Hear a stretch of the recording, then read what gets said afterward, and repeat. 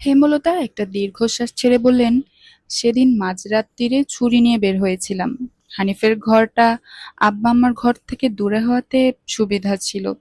ঘরের পাশে গিয়ে দেখি মদনও ঘরে। আমার পক্ষে দুজন পুরুষকে সামলানো সম্ভব না, তাই মদনের চলে যাবার অপেক্ষা করতে থাকি। এরপর আরেকজন লোক আসে। একটু দূরে সরে যাই, গোয়াল ঘরের পেছনে। মিনিট কয়েক পর উকি দিয়ে দেখি দরজা লাগানো, সারা শব্দ নেই। সাবধানে দরজা ঠেলে ঘরে ঢুকে দেখি হানিফ নেই। তখন হয়তো আম্মা দেখেছে, তাই ভাবছে আমি খুন করেছি। নানু কেন এমন ভাবলো? হানিফ মামা তো তোমারই ভাই। হেমলতা তাৎক্ষণিক জবাব দিলেন না, সময় নিয়ে একটা গোপন সত্যি বললেন। আমি তোর নানুর ভাইকে খুন করেছি, তাই তিনি আমাকে ঘৃণা করেন, ভয় পান, সন্দেহ করেন। হেমলতার কণ্ঠ স্বাভাবিক। পদ্মজা চমকে উঠে বসল। মুখখানা হা অবস্থায় স্থির হয়ে গেল তার। দৃষ্টি থমকে গেল। পদ্মজা যাতে নিজেকে সামলে নিতে পারে সেই সময়টুকু দিতে হেমলতা দূরের আকাশে চোখ রাখেন। পদ্মজা নিজেকে ধাতস্থ করে নিয়ে বলল, তিনি কি হানিফ মামার মতো ছিলেন? হেমলতা সম্মতিসূচক মাথা নাড়ালেন। সিঁড়িতে কারো পায়ের আওয়াজ শোনা যাচ্ছে। হেমলতা সাবধান হয়ে পদ্মজাকে আড়াল করে দাঁড়ান। সেকেন্ড কয়েক পর ছেলেটা দেখা মিলল। অচেনা মুখ। হেমলতা আগে কখনো দেখেননি। ছেলেটিও তাদের দেখে ভড়কে গেল। ভোরবেলার সূর্য উদয়ের সময় চারপাশে ছড়িয়ে পড়ল মৃদু সূর্যালোক। ট্রেনের জানালা দিয়ে সূর্যের আগুন রঙা আলো পদ্মজার মুখশ্রী ছুঁয়ে যাচ্ছে। ফজরের নামাজ পড়ে তারা ট্রেনে উঠেছে। গন্তব্য অলন্দপুর। পদ্মজার মেট্রিক শেষ হলো আজ 3 দিন। হেমলতার কাঁধে মাথা রেখে চোখ বুজল পদ্মজা। পুরো 1.5 মাস পর পূর্ণা প্রেমা প্রান্তর দেখা পাবে। খুশিতে আত্মহারা সে। মাঝে একটু জিরিয়ে ফের চলছে ট্রেন। হেমলতা জানালার বাইরে তাকিয়ে আকাশ দেখছেন। কারণে অকারণে তিনি এখন আকাশের দিকে তাকিয়ে থাকেন। শুষ্ক চক্ষুদ্বয় যখন তখন সজল হয়ে ওঠে, কিছুতেই বারণ মানে না। নীল আকাশের বুকে যেন সেদিন রাতের স্মৃতি আকার নিয়ে ভেসে উঠল। ছেলেটার বয়স 23-24 বছর হবে। অবাক চোখে তাকিয়েছিল। দেখতে শুনতে বেশ ভালো। হেমলতা পদ্মজাকে আড়াল করে কঠিন স্বরে প্রশ্ন করেছিলেন, কে তুমি? ছেলেটি হেমলতার কথার ধরনে বিব্রত বোধ করল। ইতস্তত করে বলল, মুহিব, মুহিব হোসেন। হেমলতার টনক নড়ল। তিনি সাবধানে জিজ্ঞেস করলেন, বারেক হোসেন তোমার বাবা? মুহিব ভদ্রভাবে বলল, জি। হেমলতা কি যেন বলতে চেয়েছিলেন, পারলেন না। তার আগেই মুহিব অপরাধী স্বরে প্রশ্ন করল, বিরক্ত করার জন্য দুঃখিত, আমি আসছি। এরপরেই হন্তদন্ত হয়ে চলে গেল। সেদিন আর রাত জাগা হলো না। ছাদ থেকে নেমে গেল মা মেয়ে। গোপন বৈঠকে একবার বাধা পড়লে আলোচনা চালিয়ে যেতে আর মন সাড়া দেয় না। অনুভূতিগুলো ভোঁতা হয়ে যায়। পরদিন জানা গেল মুহিব তার পিতার সঙ্গে রাগ করে ঢাকা ছেড়ে চাচার বাড়ি উঠেছে। এখনকার ছেলে মেয়েদের ক্ষমতা খুব। তারা খুব সহজ কারণে মা বাবার সঙ্গে রাগ করে দূরে সরে যেতে পারে। হেমলতা অবজ্ঞায় কপাল কুঞ্চিত করতে সংকোচ বোধ করলেন না। পরে অবশ্য বুঝেছেন মুহিব খুবই ভালো ছেলে, নম্র, ভদ্র, জ্ঞানী, মেধাবী ছাত্র, বিয়ে পড়ছে। সবচেয়ে ভালো গুণ হলো মুহিবের নজর সৎ। হেমলতা চোখের দৃষ্টি চিনতে ভুল করেন না। ঠিক 17 দিন পর বারেক হোসেন ছেলেকে নিতে আসেন। যেদিন আসেন পরদিন রাতেই হেমলতার কাছে বিয়ের প্রস্তাব পাঠান। মুহিবের বউ হিসেবে পদ্মজাকে তিনি নিতে চান। হেমলতা অবাক হন। মুহিব মনে মনে পদ্মজার প্রতি দুর্বল, অথচ তিনি একটুও বুঝতে পারেননি। নিঃসন্দেহে মুহিব পাত্র হিসেবে উপযুক্ত। মুহিবের বড় 2 ভাই মুমিন ও রাজীব, দুজনেই চাকরিজীবী। মুমিন বিয়ে করে বউকে ডাক্তারি পড়াচ্ছে। বউয়ের পড়াশোনার সমর্থনে আছে পুরো পরিবার। বোঝা যাচ্ছে পরিবারের প্রতিটি মানুষের মস্তিষ্ক ভাবনা উচ্চমানের। বারেক হোসেন বিয়ের প্রস্তাবের সঙ্গে এটিও বলেছেন, আমার মেয়ে নেই, ছেলের বউরাই আমার মেয়ে। আপনার মেয়ের যতটুকু ইচ্ছে পড়বে, কোনো বাধা নেই। হেমলতা প্রস্তাব ফিরিয়ে দিলেন না। তিনি আনন্দের সঙ্গে জবাব দিলেন, পদ্মজা আইয়ে শেষ করুক, এরপরই না হয়। বারেক হোসেন হেসে বললেন, তাহলে এটাই কথা রইল। স্মৃতির পর্দা থেকে চোখ সরিয়ে নিলেন হেমলতা। গোপনে দীর্ঘশ্বাস ছাড়লেন। গলাটা কাঁপছে। ঠোঁট শুকিয়ে কাঠ।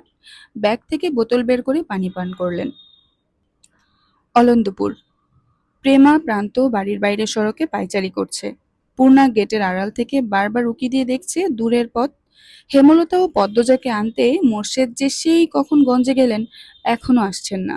পুরো ১.৫ মাস পর মা বোনের সাক্ষাৎ পাবে তারা। হৃৎপিণ্ড দ্রুতগতিতে চলছে। মিনিট ৫ পর কাঁচা সড়কের মোড়ে মোর্শেদের পাশে কালো বোরখা পরা দুজন মানুষকে দেখা যায়। পূর্ণা লাজ লজ্জা ভুলে আগে আগে ছুটতে থাকে। পেছনে প্রান্ত এবং প্রেমা। দৌড়ে গিয়ে মা বোনকে একসঙ্গে জড়িয়ে ধরে প্রবল কণ্ঠে কেঁদে উঠল পূর্ণা। হেমলতা পূর্ণাকে ধমক দিতে গিয়েও থেমে গেলেন। মাঝে মাঝে একটু বাড়াবাড়ি করা দোষের নয়। পদ্মজার চোখ বেয়েও টপ টপ করে জল পড়ছে। প্রায় প্রতিটা রাত সে ভাই বোনদের কথা মনে করেছে। বিশেষ করে পূর্ণাকে মনে পড়েছে বেশি। মনে হচ্ছে কত শত বছর পর দেখা হলো। পদ্মজাকে ঝাপটে ধরে ফুঁপিয়ে কাঁদছে পূর্ণা। প্রতিটি দিন সে বাড়ির আনাচে কানাচে পদ্মজার শূন্যতা অনুভব করেছে। পূর্ণা অশ্রুসিক্ত চোখ মেলে বোনের দিকে তাকালো। এরপর আবার জড়িয়ে ধরে বলল, আপা, আমার এত আনন্দ হচ্ছে, আগে কখনো এমন হয়নি। পদ্মজার কোমল হৃদয় পূর্ণার ভালোবাসা দেখে বিমোহিত হয়ে উঠল। সে স্নেহমাখা কণ্ঠে বলল, আমার সোনা বোন, আর কাঁদিস না। পূর্ণা দ্রুত চোখের জল মুছে প্রফুল্ল চিত্তে বলল, আপা, আমি তোমার পছন্দের চিংড়ি মাছ দিয়ে লতা রেঁধেছি। পদ্মজা অবাক চোখে তাকালো। এদিকে এক বোনের প্রতি আরেক বোনের নিঃস্বার্থ ভালোবাসা দেখে হেমলতা প্রশান্তিদায়ক সুখ অনুভব করছেন। আনন্দে বাকহারা হয়ে পূর্ণার ২ গালে চুমো দিল পদ্মজা। মোর্শেদ দৃশ্যটি দেখে মুগ্ধ হয়ে দেখছিলেন। মানুষজনকে আসতে দেখে তাড়া দিলেন, দেহ মাইয়ারির কারবার, মানুষ আইতাছে আর হেরা রাস্তায় কান্দাকাটি লাগাইছে, হাট সবাই হাট। বাড়ি ফিরে হাত মুখ ধুয়ে সবাই খেতে বসে। খাওয়া দাওয়া শেষ করে ৪ ভাই বোন আশ্রয় নিল ঘাটে। এই ঘাট হচ্ছে তাদের বৈঠকখানা। ১.৫ মাসে কি কি হলো না হলো সব পূর্ণা বলছে। প্রেমা পূর্ণার নামে বিচার দিল, প্রান্ত প্রেমার নামে বিচার দিল। প্রান্ত কেন বিচার দিল তা নিয়ে আবার বাকবিতণ্ডা লাগিয়ে দিল প্রেমা। সে কি কাণ্ড! তুমুল ঝগড়ায় লিপ্ত হলো দুজন। এক পর্যায়ে ক্লান্ত হয়ে বিচার নিয়ে ছোট দুজন গেল হেমলতার কাছে। তখন পদ্মজা শুষ্ক কণ্ঠে পূর্ণাকে বলল, জানিস পূর্ণা, আম্মা আমার বিয়ে ঠিক করেছে। পূর্ণা ভীষণ চমকালো। চমকিত কণ্ঠে জিজ্ঞেস করলো, কবে, কার সাথে? যে বাড়িতে ছিলাম ওই বাড়ির ছেলের সঙ্গে। বিয়ে পড়ছে, আমার আইএ শেষ হলে বিয়ের তারিখ পড়বে। আপা, আমার বিশ্বাসই হচ্ছে না। আমার না ইচ্ছে তোমাকে অনেক পড়াবে, তোমার চাকরি হবে। পদ্মজা চুপ থাকলো ক্ষণকাল। তারপর বলল, আম্মার কি যেন হয়েছে, পাল্টে গেছেন। কিরকম? আকাশের দিকে তাকিয়ে থাকেন, বেশিরভাগ কথা এড়িয়ে যান। আমার ভবিষ্যৎ নিয়ে আগের মতো আগ্রহ দেখান না। আমি কথা তুললে এড়িয়ে যান, গল্পও করেন না। আম্মা আগের মতো নেই পূর্ণা। কথাগুলো বলতে গিয়ে পদ্মজার গলা কিঞ্চিত কাঁপলো। কি বলছো, সত্যি? কিছু হয়েছে ওখানে? না, আমি যতটুকু জানি তেমন কিছুই হয়নি। পূর্ণা সীমাহীন আশ্চর্য হয়ে চিন্তায় ডুবে গেল। পদ্মজা শূন্যে তাকিয়ে রইল। লিখন শাহ নামে মানুষটার কথা মনে পড়ছে। তিনি যখন শুনবেন এই খবর, সহ্য করতে পারবেন? সত্যি ভালোবেসে থাকলে সহ্য করতে কষ্ট হবে নিশ্চয়ই। পূর্ণা দ্বিধাভরা প্রশ্ন করল, আপা, লিখন ভাইয়ের কি হবে? পদ্মজা ক্লান্ত ভঙ্গিতে তাকালো, বলল, আমি তাকে বলেই দিয়েছি, আম্মা যা বলবেন তাই হবে। পূর্ণার মন জুড়ে নেমে আসে বিষাদের ছায়া। তার আপার মতো সুন্দরীকে শুধুমাত্র লিখন শাহর পাশেই মানায়। লিখন শাহ আর পদ্মজাকে নিয়ে কত স্বপ্ন দেখলো সে, সব স্বপ্নে গুরুবালি। পূর্ণা কাতর কণ্ঠে বলল, লিখন ভাইয়ের সঙ্গে তোমার বিয়ে না হলে আমি খুব কষ্ট পাবো। আমি তো আম্মার কথার বাইরে যেতে পারবো না। পূর্ণা গলার স্বর খাদে এনে বলল, যদি লিখন ভাই রাজি করাতে পারে। পদ্মজা অবিশ্বাস্য দৃষ্টি নিয়ে তাকালো। সেই দৃষ্টি যেন ইঙ্গিত দিচ্ছে এ হওয়ার নয়। পূর্ণা কপাল কুঁচকে ফেলল। বিরক্তিতে বলে উঠল, ধ্যাত, ভালো লাগছে না। বাতাসটা গরম ঠেকছে। ক্রমশ বেড়ে চলেছে মাথা ব্যথা। এত এত গাছগাছালি চারিদিকে, তবুও এতটুকু শীতলতা নেই। হেমলতা আলমারির কাপড় গুছিয়ে বিছানার দিকে তাকালেন। মোর্শেদ এই রোদ ফাটা দুপুরে কখন থেকে ঝিম মেরে বিছানায় বসে আছেন, মুখখানা বিমর্ষ, চিন্তিত। হেমলতা প্রশ্ন ছুড়লেন, কি হয়েছে? মোর্শেদ তাকিয়ে আবার চোখ সরিয়ে নিলেন। হেমলতা তাকিয়ে রইলেন জবাবের আশায়। ক্ষণকাল সময় নিয়ে মোর্শেদ বললেন, বাসন্তী এই বাড়ির থাকবার জন্য আইতে চায়। হেমলতার চোখ দুটি ক্রোধে জ্বলে উঠে আবার নিভে গেল। তিনি নির্বিকার কণ্ঠে বললেন, তোমার ইচ্ছে হলে নিয়ে এসো, বাড়ি তো তোমার। মোর্শেদ চৌকিতে তাকালেন। তিনি ভেবেছিলেন হেমলতা রাগারাগি করবে। মোর্শেদের চোখের দৃষ্টি তীক্ষ্ণ রূপ নিল। কিরমির করে হেমলতাকে বললেন, আমি তার চাই না। হেমলতা ঠাট্টা করে হাসলেন, বললেন, 20 বছর সংসার করে এখন তাকে চাও না? আমি হলে মামলা ঠুকতাম। মোর্শেদ আহত মন নিয়ে তাকিয়ে রইলেন অনেকক্ষণ। তার চোখ দুটিতে অসহায়ত্ব স্পষ্ট। হেমলতা নিজের আবেগকে নিয়ন্ত্রণ করেই সেখান থেকে সরে পড়েন। মোর্শেদ তখন কপট রাগ নিয়ে নিজে নিজে আওড়ান, বাসন্তী আমারে ডর দেহায়, ওরে খুন করতে পারলে জীবনের শান্তি পাইতাম। হেমলতা দরজার ওপাশ থেকে ঘাড় ঘুরিয়ে মোর্শেদকে পরখ করছেন। রাগে ছটফট করছে মোর্শেদ। বাসন্তীর প্রতি তার এত রাগ কেন? হেমলতা পুনরায় ঘরে এসে বললেন, ভালোবাসার মানুষকে এভাবে গালি দিলে ভালোবাসা শব্দটির সম্মান খুইয়ে দিও না। আমি তারে কোনো কালেও ভালোবাসি নাই, বাসলে তোমারে বাসছি। হেমলতা ভীষণ অবাক হয়ে তাকালেন। চোখের তারায় জল জল করে কিছু একটা যেন ছুটতে শুরু করে। ভোঁতা অনুভূতিগুলো মুহূর্তে নাড়াচাড়া দিয়ে ওঠে। মোর্শেদ অপ্রস্তুত হয়ে পড়েন। তিনি বিছানা থেকে নেমে গটগট পায়ে বেরিয়ে যান। হেমলতা মোর্শেদের যাওয়ার পানে তাকিয়ে থাকেন ঝাপসা চোখে। মানুষটার থেকে এই একটি শব্দ শোনার জন্য একসময় কত পাগলামি করেছেন, কত কেঁদেছেন, আকুতি মিনতি করেছেন। মোর্শেদের মুখে ভালোবাসার সত্য স্বীকারোক্তি শুনে হেমলতার ভীষণ আনন্দ হচ্ছে। বয়সটা কম হলে আজ তিনি অনেক পাগলামি করতেন, অনেক। পূর্ণার গা কাঁপানো জ্বর, তাই পূর্ণাকে নানা বাড়ি রেখেই পদ্মজা বাড়ি ফিরল। সঙ্গে এলো হিমেল, প্রান্ত, প্রেমা। 3 ভাই বোন মিলে বাড়ি জুড়ে ছুটাছুটি করে লাউ, শিম, লতা, পুঁইশাক বন্দোবস্ত করলো। বাজার থেকে মাছ নিয়ে এলো হিমেল। বাড়িতে শুটকি ছিল। আজ হেমলতা আর মোর্শেদ ফিরবেন, তাই এত আয়োজন। 2 দিন আগে তারা ঢাকার উদ্দেশ্যে যাত্রা করেছে। হেমলতার বড় বোন হানির মেজ মেয়ের বিয়ের কথাবার্তা চলছে। হানি বলেছেন হেমলতা না গেলে তিনি বিয়ের তারিখ ঠিক করবেন না, তাই বাধ্য হয়ে হেমলতা গেছেন। তবে পদ্মজা শুরু থেকে খটকা লাগছে। তার মা তাকে রেখে পাশের এলাকায় যেতেও আপত্তি করেন। আর আজ 2 দিন ধরে তিনি মাইলের পর মাইল দূরে পদ্মজাকে ছাড়া রয়েছেন। অবশ্য এসব ভাবার সময় এখন নয়। পদ্মজা যত্ন করে কয়েক পদের রান্নার প্রস্তুতি নিল। সকাল থেকে সূর্যের দেখা নেই। পরিবেশ ঠান্ডা, স্তব্ধ, এ যেন ঝড়ের পূর্বাভাস। প্রান্ত, প্রেমা উঠান জুড়ে মার্বেল খেলছে। হিমেল শুধুই দেখছে, মাঝে মাঝে প্রবল কণ্ঠে হেসে হাততালি দিচ্ছে। রান্না শেষ হলো বিকেলে। প্রেমা, প্রান্ত ও হিমেলকে খাবার বেড়ে দেয় পদ্মজা। খাওয়া দাওয়া শেষ হলে বলল, মামা, তুমি আর প্রান্ত গিয়ে পূর্ণাকে নিয়ে আসো, সন্ধ্যা হয়ে যাবে একটু পর, আম্মা আব্বাও চলে আসবে। হিমেল, প্রান্ত বের হতেই পেছন পেছন ছুটে গেল প্রেমা। পদ্মজা একা হয়ে গেল। রান্নাঘর গুছিয়ে বারান্দায় এসে দাঁড়ালো। কালো মেঘ ছেয়ে গেছে আকাশ। বাতাস বইছে প্রবল বেগে।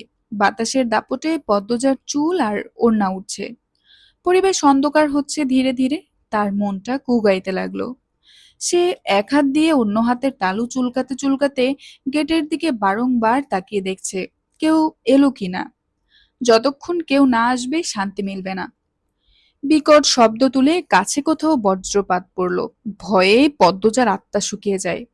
চারিদিক কেমন গাঢ় অন্ধকারে তলিয়ে যাচ্ছে। ঘুমটা টেনে বাড়ি থেকে বের হওয়ার সিদ্ধান্ত নিতেই আকাশ ভেঙে বৃষ্টি নামে। বিকট বজ্রপাত, দমকা হাওয়া, সঙ্গে বড় বড় ফোঁটার বৃষ্টি, যেন প্রলয়ঙ্কারী ঝড় বইছে। লাহারি ঘরের মাথার উপরে থাকা তাল গাছগুলো অবাধ্য বাতাসের মতো একবার ডানে আর একবার বায়ের দিকে ঝুঁকে পড়ছে। পদ্মজার গায়ের পশম দাঁড়িয়ে গেল আতঙ্কে। ছুটতে গেল নিজের ঘরে। বিছানার উপর কাচুমাচু হয়ে বসে অপেক্ষা করতে লাগলো। টিনের চালে ধুমধাম শব্দ হচ্ছে। পদ্মজা অনবরত প্রার্থনা করে যাচ্ছে যেন বৃষ্টি কমে যায়। কিন্তু বৃষ্টির বেগ কমার বদলে উল্টো বাড়লো। এত সব শব্দ ভেদ করে আরেকটি শব্দ এসে থেমে গেল পদ্মজার কানের কাছে। সদর ঘরে কিছু একটা পড়েছে। ভয়ে পদ্মজাকে আরো বেশি গ্রাস করে ফেললো। পরক্ষণেই খুশিতে সে আওড়ালো, আম্মা এসেছে। বিছানা থেকে নেমে হন্তদন্ত হয়ে সদর ঘরে যায় পদ্মজা। ঘরটা অন্ধকারে তলিয়ে আছে। জানালা দিয়ে আসা ঈষৎ আলোয় দেখল একজন পুরুষের অবয়ব। সঙ্গে সঙ্গে তার সর্বাঙ্গ অসাড় হয়ে পড়ল। জায়গায় স্তব্ধ হয়ে গেল দুটো পা। পদ্মজা কাঁপা কণ্ঠে বলল, কে আপনি? খালি বাড়িতে কেন ঢুকেছেন? কোনো জবাব এলো না। পদ্মজা অনুরোধ করে ভেজা কণ্ঠে বলল, বলুন না কে আপনি। একটা ম্যাচের কাঠি জ্বলে উঠল। সে আলোয় দুটো গভীর কালো চোখ বিভ্রম নিয়ে তাকিয়ে রইল পদ্মজার দিকে। শীতল স্পষ্ট কণ্ঠে চোখের মালিক বলল, আমির হাওলাদার। পুরুষালী কণ্ঠটি শুনে আরো ভড়কে গেল পদ্মজা। রগে রগে বরফের মতো ঠান্ডা আর সূক্ষ্ম কিছু একটা দৌড়ে বের হচ্ছে। এক হাত দরজায় রেখে পদ্মজা আকুতি করে বলল, আপনি চলে যান, কেন এসেছেন? উত্তরের আশায় না থেকে পদ্মজা দৌড়ে নিজের ঘরে চলে গেল। ভেতরে ঢুকেই লাগিয়ে দিল দরজা। তার মস্তিষ্ক জমে গেছে, কাজ করছে না। লোকটা যদি সম্মানে আঘাত করে বা গ্রামের মানুষ যদি দেখে ফেলে খালি বাড়িতে অচেনা পুরুষের সঙ্গে কেলেঙ্কারি হয়ে যাবে, সে আর ভাবতে পারছে না। দরজায় করাঘাত শুনে পদ্মজা ঘরের সব আসবাবপত্র ঠেলে ঠুলে দরজার কাছে নিয়ে এলো। শরীর কাঁপছে। মাটিতে বসে হাউমাউ করে কাঁদতে লাগলো সে। দুই হাত মাথায় রেখে আর্তনাদ করে ডাকলো, আম্মা কোথায় তুমি? আমি খুব একা আম্মা। টিনের চালে ঝুমঝুম শব্দ। বৃষ্টির এই ছন্দ অন্য বেলা বেশ লাগলেও এই মুহূর্তে ভয়ঙ্কর ঠেকছে পদ্মজার কাছে। এক একটা বজ্রপাত আরো বেশি ভয়ানক করে তুলেছে পরিবেশ। সে কাঁচুমুচু হয়ে ফোপাচ্ছে। বৃষ্টির শব্দ একটু কমলে কিছু কথা ভেসে আসে বাতাসে। আপনি ভয় পাচ্ছেন কেন? আমাকে ভয় পাবেন না। বিপদে পড়ে এই বাড়িতে উঠেছি, বিশ্বাস করুন। পদ্মজা কান্না থামিয়ে কান খাড়া করে শোনার চেষ্টা করলো। দরজার ওপাশ থেকে আমির নামের মানুষটি বলছে, দরজা খুলুন, বিশ্বাস করুন আমাকে, আমি আপনার কোনো ক্ষতি করতে আসিনি, ভয় পাবেন না। পদ্মজা একটু নড়ে চড়ে বসলো। আমির আবার বলল, শুনছেন? ঢোক গিলে কথা বলার চেষ্টা করলো পদ্মজা। কি অদ্ভুত, কথা আসছে না। খ্যাক করে গলা পরিষ্কার করতে চাইলো সে। বলল, "আ- আমি দরজা খুলবো না। ক্ষণকাল কোনো উত্তর এলো না, শুধু বৃষ্টির ধ্বনি শোনা গেল। একসময় পুরুষালী কণ্ঠটি বলল, আচ্ছা, খুলতে হবে না। দয়া করে আপনি শুধু ভয় পাবেন না। আপনি চলে যান, বৃষ্টিটুকু থামতে দিন। হঠাৎ বৃষ্টির জন্যই তো আপনার বাড়িতে ওঠা। আমার বৃষ্টিতে সমস্যা হয়। আমিরের মুখে স্পষ্ট শুদ্ধ ভাষা শুনে পদ্মজা অনুমান করে নিল লোকটি শিক্ষিত। কথাবার্তা শুনে ভালো মানুষ মনে হচ্ছে, তবুও সাবধানের মান নেই। সে দরজা খুলল না, বিছানায় গিয়ে বসলো। আগের থেকে ভয় কিছুটা কমেছে। আমিরের কণ্ঠ শোনা গেল, শুনছেন? পদ্মজা জবাব দিল, বলুন। আপনার নাম কি? ডাকনাম বলুন। পদ্মজা। সুন্দর নাম। আমার নাম জিজ্ঞেস করবেন না? জানি। আমির অবাক হওয়ার ভান ধরে প্রশ্ন করলো, কিভাবে? আমাকে চেনেন? না, কিছুক্ষণ আগেই নাম বললেন। তখন তো ভয়ে কাঁপছিলেন, নামও শুনেছেন? আমিরের কণ্ঠে রসিকতা। পদ্মজা মৃদু হাসলো। কেন হাসলো জানে না। আমির পুনরায় প্রশ্ন করলো, শুনছেন? শুনছি। আপনি কি এরকমই ভীতু? সাহসিকতা প্রমাণ করানোর জন্য এখন বের হতে বলবেন, তাই তো? ওপাশ থেকে গগন কাঁপানো হাসির শব্দ ভেসে আসে। আমির হাসতে হাসতে বলল, বেশ কথা জানেন তো। চলমান প্রসঙ্গে এড়িয়ে পদ্মজা বলল, বৃষ্টি কমলেই কিন্তু চলে যাবেন। তাড়াতে হবে না, বৃষ্টি কমলেই নিজে থেকেই চলে যাব। কষ্ট নিবেন না, খালি বাড়ি তো, তাই বলছি। বাকিরা কোথায়? এটা মোর্শেদ কাকার বাড়ি না? জি। তার ধানের মিল তো এখন আমার আব্বার দখলে। ছুটিয়ে নিবেন কবে? পদ্মজা অবাক হয়ে দরজার দিকে তাকালো, বিস্ময় নিয়ে বলল, আপনি মাতব্বর কাকার ছেলে? অবাক হলেন মনে হচ্ছে।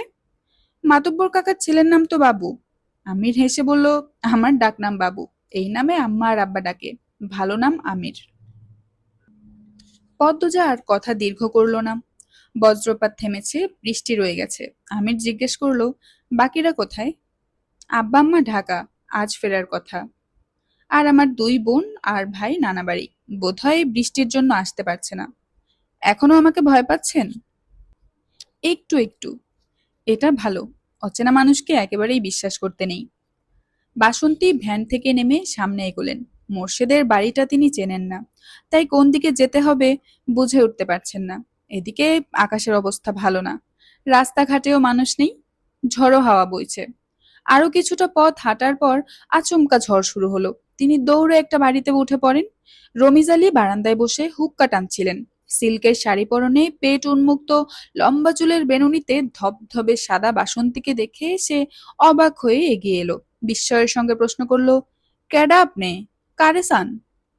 বাসন্তী কেঁপে উঠলেন। ঘাড় ঘুরিয়ে রমিজকে দেখে লম্বা করে হেসে বললেন, হুট কইরা একখানা আইয়া পড়লো তো। তো আপনি কার বাড়িতে যাইবেন? মোরসাদের বাড়ি। রমিজ আলী বিরক্তি নিয়ে সরে গেল। ঘরের ভেতর থেকে চেয়ার এনে দিয়ে বলল, মোর্শেদদার কি লাগেন আপনি? বাসন্তী চিন্তায় পড়ে যান।